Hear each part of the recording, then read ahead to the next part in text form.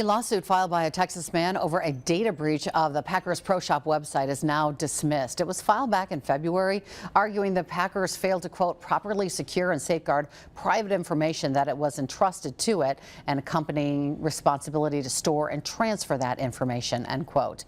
The team found malicious code in the Pro Shop website in October of last year.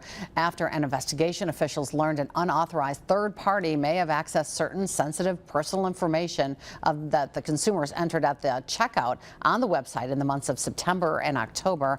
Action 2 News reached out to the Packers. They declined to comment.